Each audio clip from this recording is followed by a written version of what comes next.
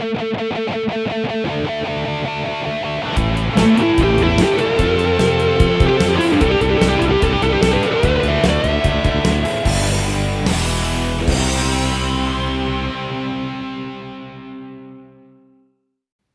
welcome to a new episode of Geek Lunch Me. I'm host Chris, as usual, and in today's video we're going to do an unboxing of the Godzilla game from Funko Games that I picked up recently. There's been lots of Godzilla news recently. You have the Godzilla -1 trailer for the new film coming out in November, December, depending on where you are in the world. We've had the trailer for Monarch Legacy of Monsters, the Apple TV show based on Legendary's Monsterverse movies. We've of course got the next Monsterverse movie, Godzilla Kong New Empire, which will be in April of next year. So yeah, lots of good monster goodness. So a perfect time to have a look at this Godzilla board game. If you like the video, don't forget, hit the thumbs up, helps out a great deal, gets the video seen by a lot more people. If you're not already subscribed, why not smash that subscribe button like a Godzilla smashes Tokyo. We'd absolutely love to have you as a subscriber. So without further ado, let's take a look at Funko Games Godzilla.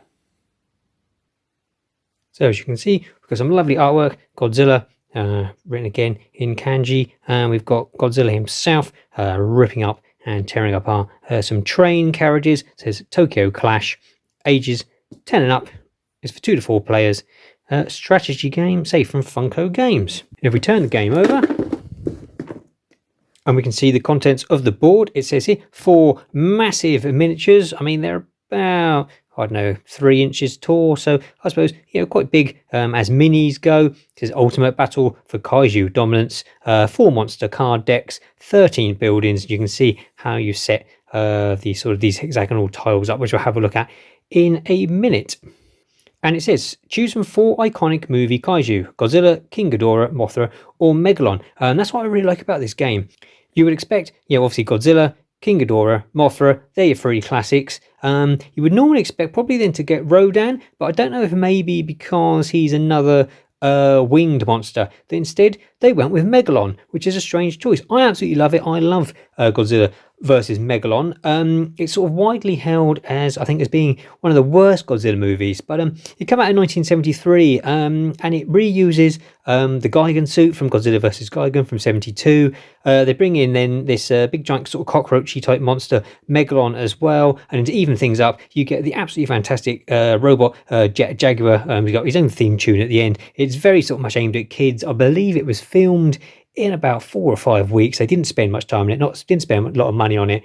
As I say, it's sort of, yeah, a lot of the times on the internet you'll see people say that it's probably the worst one, but maybe because of its sort of tackiness, I love it. You've probably seen the clip online. It's got where Godzilla slides along on his tail and does the drop kick, which is absolutely brilliant. Yeah, quite balmy, but yeah, absolutely love it. And great to see Megalon included in this game. Now, so the minis come unpainted. They just come in these colourful plastics like this. So I've painted mine.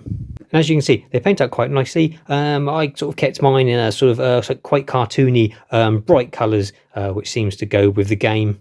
They're really fun to paint, not too difficult. Mothra's probably the hardest. He's got all those markings on there. They are actually sculpted onto the mini as well, so you can just follow the lines. All right, so let's take a look at what we get in the box. Okay, so let's open it up. We have got the instructions, obviously with the artwork, same as on the front of the box. So I'll have to take a look at those in a minute. You don't sort of get a static board as such. What you get is these tiles. You basically put this hexagonal tile down first in the middle, and then depending on how many players you've got, you then place all these ones around it so they interlock. And obviously well, if you've got 2 players, you only use a few of them, and if you've got 3 players, obviously more, and then 4 you use all of them. That then sets up your cityscape and your battlefield for your kaiju fights. These are lots of little plastic buildings, which you then use up to build the city, say on top of the tiles, and you can knock these down and throw them at your opponents and things like that. You can paint those as well. I haven't got around to doing those yet, but yes, they could quite easily sort of base coats and just dry brush quickly with some greys and things like that. Would look really nice. Would be quite easy and simple, and say, and end up with a nice effect. Any game worth its salt obviously comes with loads of little counters. These represent what we've got, boats and tanks and planes and things like that. You can throw about at your opponents as well. So there's loads of little counters and things in the game there.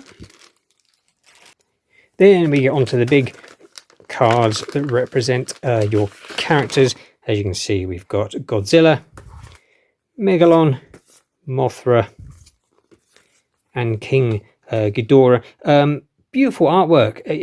If you've seen my video on the unboxing of the Goonies game that Funko did as well, you'll know that they do some absolutely beautiful designs and say really nice sort of probably digital paintings. I suspect these are all great design work and sort of really nicely laid out games. And here's where you can track sort of how you're doing during the game. Then in here, we've got some cards. These are sort of events that happen during the game. Rush Hour, the Xylon invasion of the aliens, lightning generators. So yeah, it's all different things that happen, and then obviously makes various different things happen on the board. This is just where.